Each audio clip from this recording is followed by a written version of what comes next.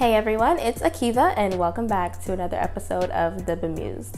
On this channel, we talk about personal finance for young adults like myself in a way that is fun and it doesn't completely suck. So if you're new here, consider subscribing. We like to have fun on this channel and make light of topics that sometimes may seem a little bit serious and a little bit daunting, but today is not one of those days. Today's video is more of a serious video, and it's a pretty personal one too. So this past weekend was a very big weekend for me. I had a birthday this weekend, and so now I am officially 21 years old. And though that may sound exciting for a lot of people, it honestly feels the same. I mean, there's some benefits to turning 21.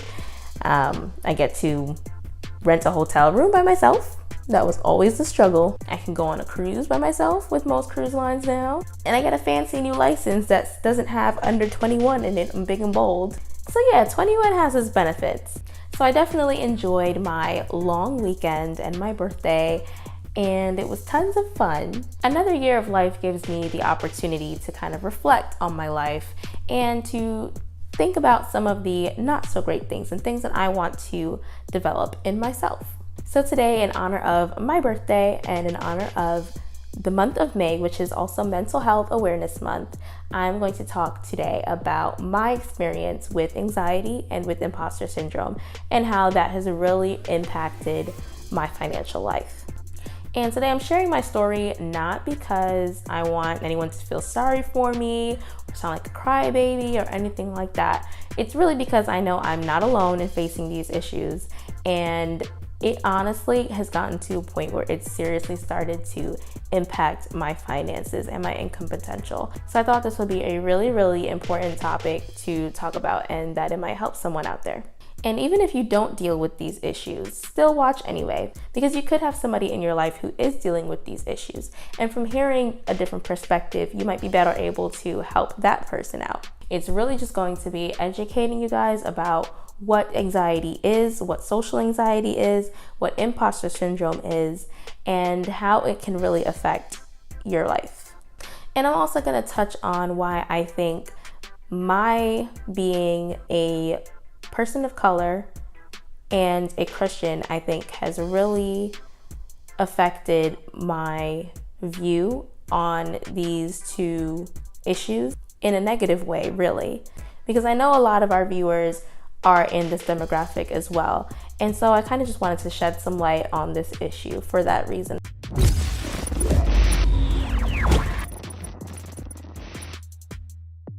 So I have been having panic attacks since I was 11 years old. So now I'm 21, so I've basically been dealing with this for about half of my life.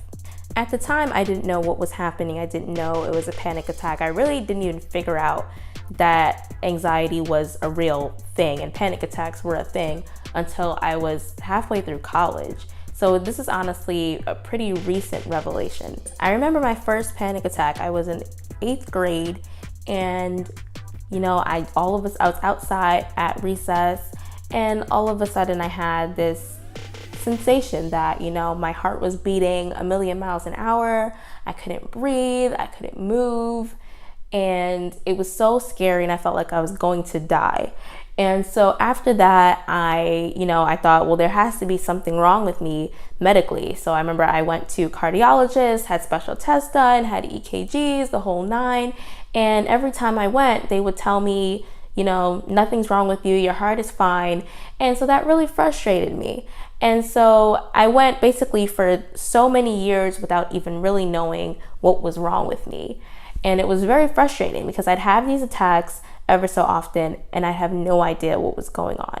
So one day when I was in college, I think I was maybe a sophomore in college, I, decided, let me look into this in some more detail because this thing is really becoming very annoying. I mean, seriously, if any of you have ever had a panic attack before, you know that it's crazy and it's not an experience that you'd want to wish on anyone. A lot of people have a lot of misconceptions about what anxiety is and what panic attacks are and how they affect you and your body. And I'm just telling you guys, it's really no joke. It really had gotten to a point where it started interfering with my day-to-day life. I mean, I couldn't, if I got a panic attack while I was at work, sometimes I'd even be at home getting ready to go somewhere. And then it's like, I can't go because literally when I have a panic attack, I cannot move. And so it's serious, and it's something that I don't think people should take lightly or belittle. So one day I decided to go on WebMD, try to diagnose myself, because after going to the doctor and telling my physician about this every single year on my checkups and going to the specialist and going to the cardiologist and not coming out with any results, I'm like, well, I guess WebMD is going to be what it's going to be. So, I went in, I put in all my symptoms, and then two of the top results were panic attacks and generalized anxiety disorder. And I'm looking at these, results, and I'm just like, it explains what happens to me to a T. It's like, I know this is probably what I have.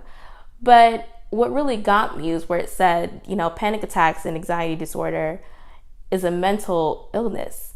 And for me, it's like associating myself as someone with a mental health issue was really hard. And it took me a little while to kind of accept that this is what was happening and that I needed to seek help. And this is why I think being a person of color really didn't benefit me in this situation. Because I feel like as a person of color, there's this stigma around mental health issues. And, Black people aren't supposed to have mental health issues. And it's like, what's anxiety? Like, what is that? Like, that's not even really a thing. And so it really took me some time, and even the people around me. As you guys see, I wear my Apple Watch in every video, and it's because I wear it every single day. And honestly, this watch was a gift from Meshach, actually. And a big part of the reason why he bought me this is so that I can monitor my heart rate, so that when I feel anxious or when I feel an attack coming on, which sometimes it happens without notice, but sometimes I can kind of feel that anxiety building, I'm able to track my heart rate and kind of know, okay, I need to take a step back. I need to take a breather and calm down before this turns into a full-on attack. So once I made this discovery on WebMD, I went to my school's counseling office and I started seeing a therapist there. So I did that for a little while, for several months. And I mean, it was helpful. It was helpful in identifying my triggers and what was making me feel anxious, and kind of just, being more self-aware to help prevent future attacks. And so that exercise was really helpful. I mean, even then, like, people didn't understand. I really didn't tell anybody what I was doing. I don't even think I even really shared this with my family. They're probably finding out by looking at this video.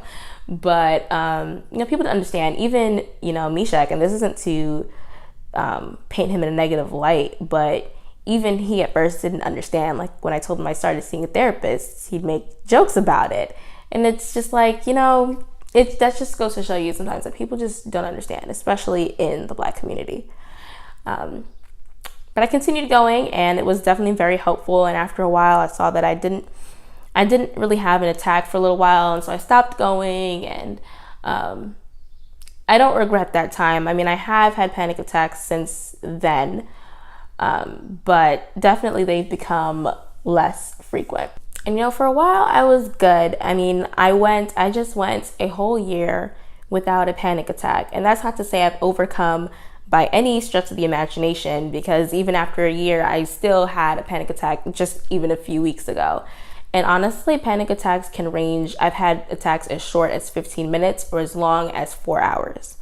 So honestly, it really varies. You don't even see it coming some of the time, and it can be a scary experience. At this point, it's more of an annoyance than anything else, because I know what's happening. I know I'm fine. I know my body is fine, but for some reason, it's just acting out in this way. And so now it's just really more of annoyance and more of a hindrance than anything else in my life and in my productivity and day-to-day activities. And when you're having a panic attack, anyone that has had a panic attack will tell you it is a battle. After I have a panic attack, my body is worn out. I am tired. I just want to sleep, Because when your heart is going at 215, 230 beats a minute for 3-4 hours straight, like, it takes a toll. It really does take a toll on your body. And so just wanted people to be aware of what really happens when you have a panic attack or when you're struggling with anxiety, and that you shouldn't judge people who are going through their respective issues. So what's helped me with my anxiety is really trying to be aware of my triggers. And for me, social anxiety has really become, or I shouldn't say become, it always, I guess, has been, an issue of mine, which is something that has been recently discovered. Like, I love people. I love getting to know people. I love forming deep relationships one-on-one. But when it comes to group settings, and it's not something as simple as, oh, well, you're just afraid of public speaking. Like, it goes way beyond that. It's more than just a nervousness. It is a deep-rooted anxiety. I mean, like, even down to something as simple as staff lunch at my job gives me ridiculous anxiety. Like, I feel like people are judging the way I eat. They're judging how much food I'm taking. They're just judging me. That's what's in my head anyway. And don't even breathe the words networking events, because that's all I'm gonna say. Networking events are the most anxiety-inducing thing in the entire planet. So if I'm ever at an event and you see me, please come talk to me, because I probably won't come talk to you. And it's not because I don't like you. It's honestly just because it's a lot. It's a lot for me. If I'm going to a networking event, I have to psych myself up for weeks just to give myself the courage to actually go. And that's just a couple of examples. And coupled with that, I also do struggle with imposter syndrome, like a lot of people do. Imposter syndrome is when you have an irrational fear or belief about yourself. You doubt your abilities, you doubt your knowledge, you doubt your capabilities, and it honestly can affect your life a lot. And I feel like my imposter syndrome has gotten to a point where it's really started to affect my professional life. So sometimes people will ask me, if I'm in a meeting, like, why didn't you speak up? Like, are you not interested in the topic? Were you not paying attention? And it's not that I wasn't paying attention or I wasn't interested, because I genuinely probably am. It's just that I won't say anything, because even if I have something to say, I just fear that what I'm going to say will sound stupid, or people will doubt my capabilities because of what comes out of my mouth. Sometimes I definitely doubt my capabilities. I doubt my talents. I doubt my abilities.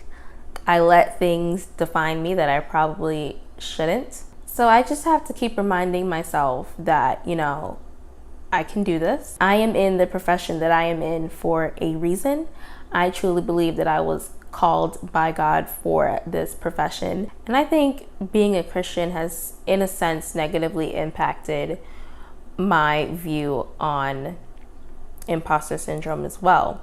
Because growing up in church, you're told that, you can't do anything without God, and that God is the one that blesses you. And so it really didn't help me owning my talents and my abilities, because basically you're taught that, like, you have nothing to do with anything. You are not smart because of yourself. You're not intelligent because of yourself. You don't land opportunities because of yourself. It has nothing to do with you, that it's all because of God. And while I do believe that God has a hand in every single thing in my life, and I had this conversation with my mom and my aunt just the other day, it's hard to accept that you had zero part to play in the successes of your life, in your achievements. It's finding that balance of owning your talents, owning your God-given talents and abilities, and being able to put what God has given you to good use.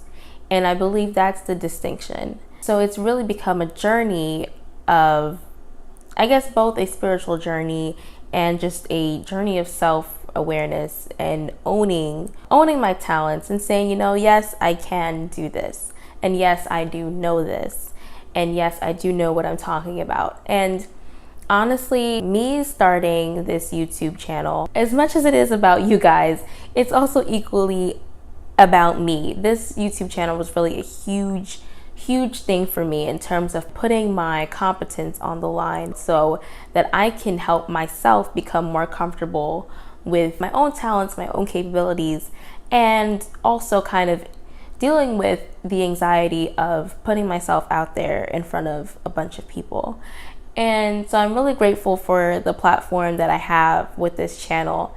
I'm really looking forward to where this goes. And if you're struggling with imposter syndrome, just know that you are who you are and you've been given the talents and knowledge that you have for a reason. Your achievements are not just vanity. They are not just because somebody liked you so they gave you an A. Learn to own the things you've accomplished. Learn to own the knowledge that you have. And that will honestly be key to unlocking a lot of doors professionally and personally for you.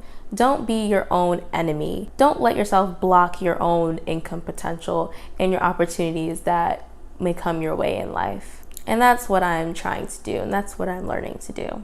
Social anxiety and imposter syndrome is a crippling combination. It's physically, mentally, and financially crippling, and it can really have an impact on your general well-being as well as your financial life. So if you struggle with any of these issues, I really hope you're able to tackle these issues head on and make the best of your future. So hopefully this video was useful for some of you. I know this video definitely took a lot out of me to share my story. So please, if you're dealing with any of the issues I've talked about in this video, please do comment below. We really are trying to build a community on this channel at The Bemused. And you know, we're here to talk about whatever affects your financial life. Sometimes people don't even really think about the consequences of their emotional or mental issues and how that really affects, you know, their income potential and the decisions they make with their finances. Speaking of which, if you haven't taken advantage of the Money Habitudes tool that we discussed in a couple videos back, I will make sure I link to the video above and put a link in the description below so that you still have time to take advantage of that incredible tool that helps you hone down on your money behaviors and why you manage your money the way that you do. So thank you guys for watching. Please be sure to subscribe if you haven't already. Share this video with your friends and your family and those that you think might benefit from it. Please do comment below and let us know what you thought about this video. And we will see you guys next time. Bye.